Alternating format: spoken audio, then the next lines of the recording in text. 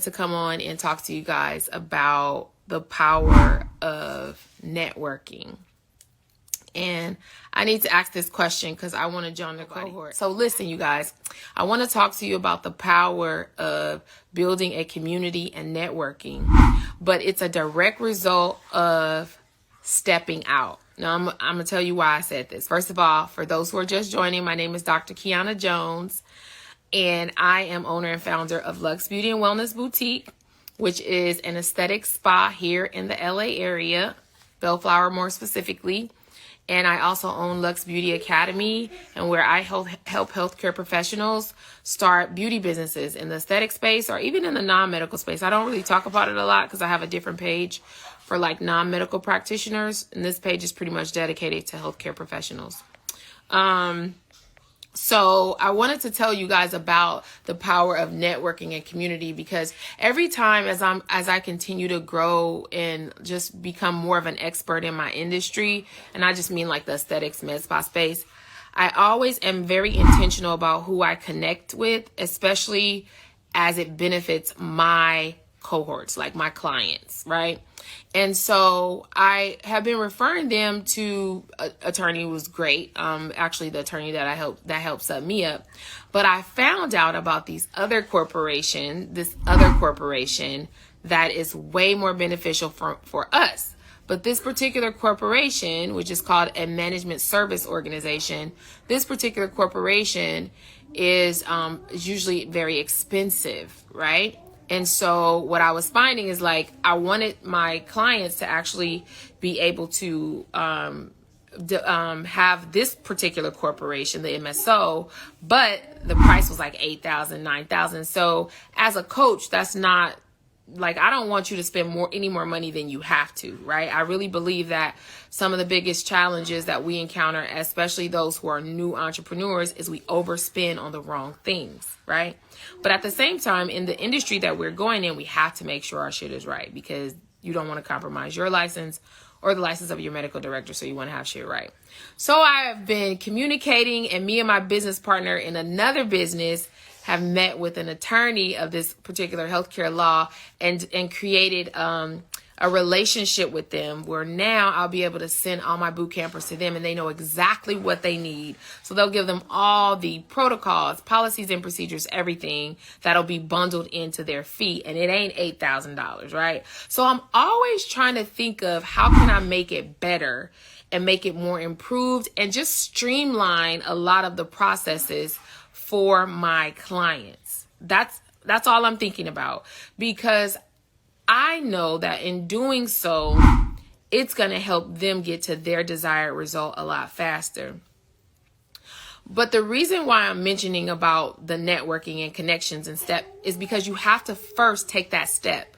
So what I mean by that is the very first, like in the medical space, the beauty space training that I ever took was on permanent makeup. And it was $3,500, which I thought, and I've trained 3 times since then, but the very first one was the most impactful, because I was like, $3,500 was not a little bit of money for me, especially being that I was an employee. You know, we don't pay that much money, and we take out loans, and we don't really realize that they're even worse because, you know, we pay all that interest. But I took it in spite of my fears, my doubts. You know, word, is this person really going to train me? Leah, you're loud.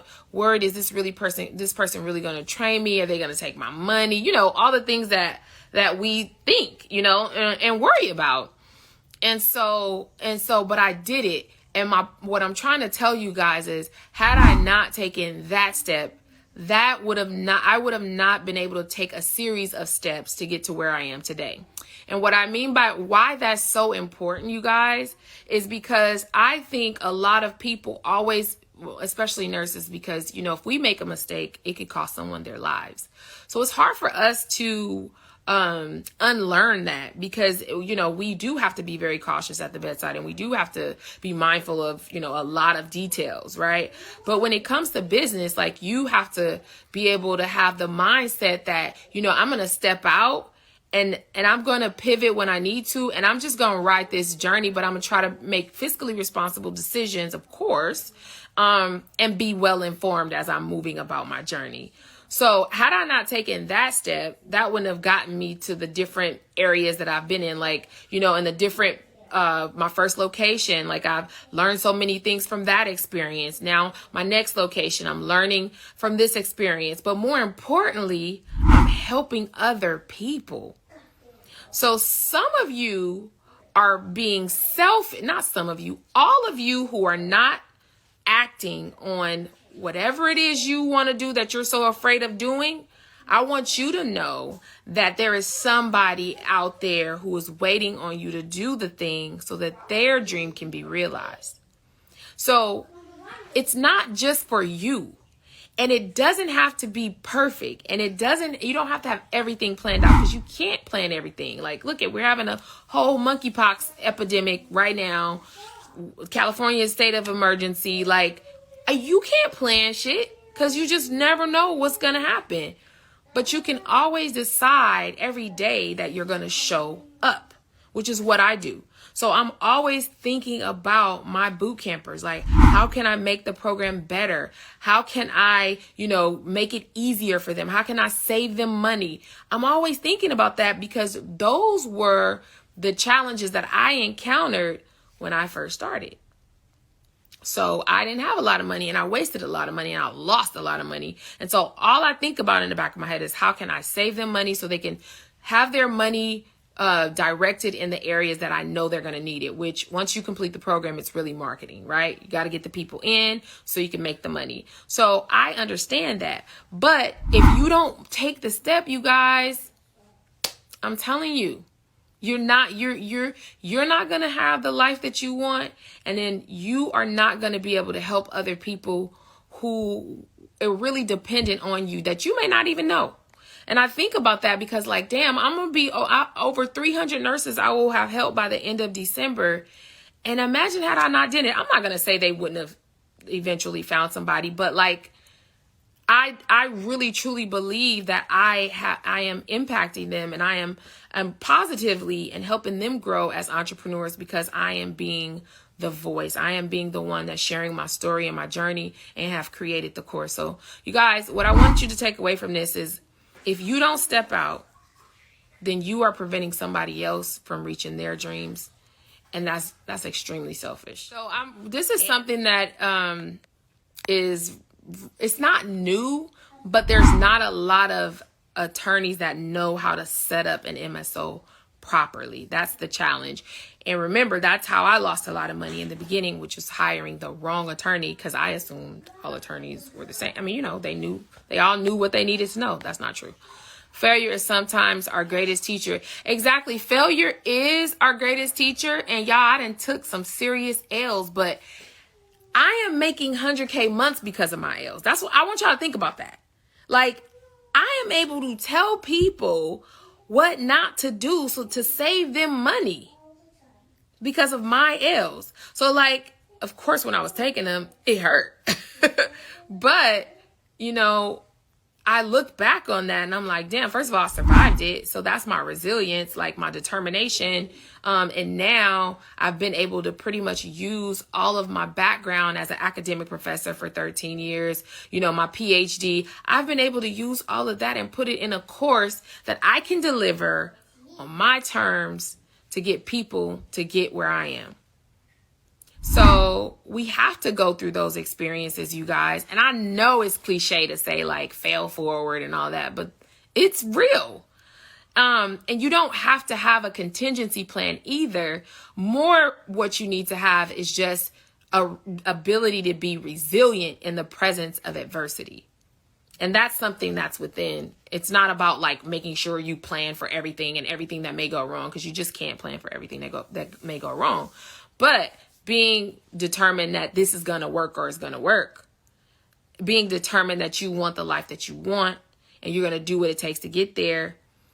That's a different type of characteristic than feeling like you have to know everything that might go wrong so you can plan for it. It's totally different. Guys, I'm telling you, it's growing more and more. I've brought on coaches and I'm training them. And like, this is a big deal, you guys, because, we don't have enough of this, of me. We don't have enough. I'm going to tell y'all the truth.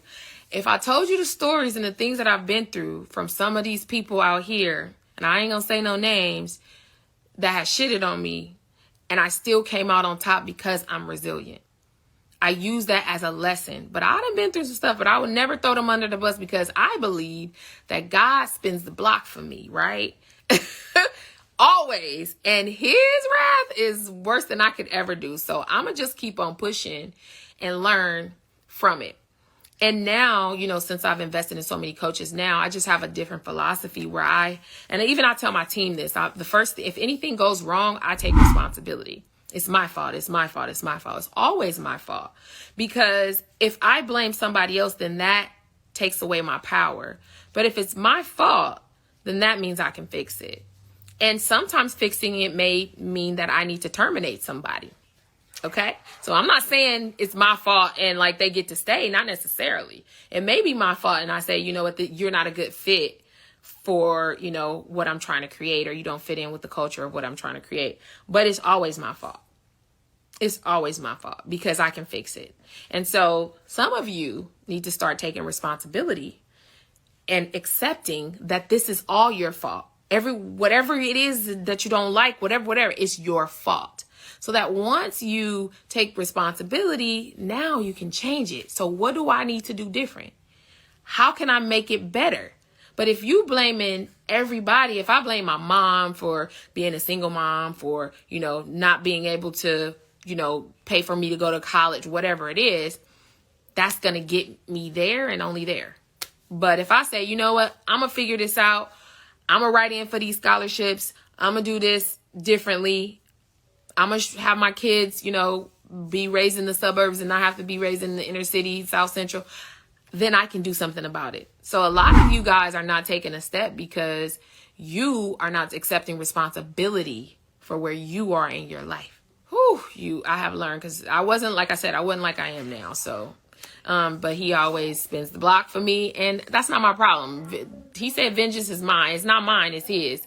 I'm not worried about it because that has been, like I said, L's that caused me to learn a lot. What not to do, how not to be, just like as I experienced as a new nurse, bullying and racism and things like that. But the culture that I'm creating and the communities that I'm building is not going to be that. And so my community would tell you I'm real passionate about helping them and like really giving them what they need to succeed, because I didn't have that. I was obviously, looking back on it, I was perceived as a threat when I just wanted, the people who were out here winning I wanted to be a part of it. But obviously they saw me as a threat and I didn't realize it at the time, but I do now. So that was a learning lesson. So my thing is, the communities that I build, that's why I call them a sisterhood. Because it's not just a membership. It's a sisterhood. Like, we are supporting each other, empowering each other, emboldening each other to step outside of that, what is expected for us as nurses and really show up as nurse bosses. I truly believe in that. And I've been very transparent on my journey. I done told when I done cried in my shop because I was stressed out. Like, I'm very transparent. And the reason why I'm like that is because I really feel that it can help people.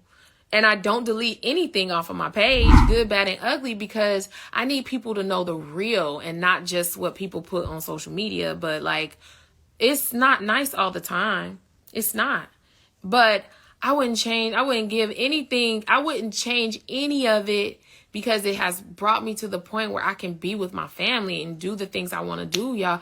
I can't even imagine getting on that freeway at 4:45 in the morning again, which is what I used to do when I worked at the hospital I worked at, because it was so much traffic. I can't imagine doing that. No more. Them days are over with. I say this all the time. Don't say like, I have people in my lives like, oh, I would invest in myself, but I can't afford it. Oh, yes, you can. But what I want you to say is, it's not a priority. Don't say you can't afford it. Say, I would rather pay for trips, for bag, for that is the priority to you. This isn't. So when it becomes a priority and you are tired of your life being the same, you will find a way. I promise you. I done been broke many a times before I was a nurse, especially when I was a nurse. I feel like I was the brokest then because I was frivolous and not financially literate. But it wasn't until, you got to be honest with yourself. It's just not a priority. When it's a priority, you're going to make it happen. That's it. The program I'm in is not cheap. Okay. And I just signed up in another program because there's a hole there that I got to fill in. I have no problem with investing in my personal development. I'm a sponge because guess what? I get to take all of that and bring it back to my community. I get to take all of that and grow my business and listen and live life on my terms. You crazy? You think I have a problem with that? Not at all. Because it's going to appreciate over time. It does not depreciate, especially when you have the right coach. Good night, you guys. I appreciate y'all for being up with me. Again, if you have any specific questions, though, make sure you DM me and I'll talk about it on my live. I would like to, give you guys something that you want to hear. So make sure you DM me and let me know. Good night.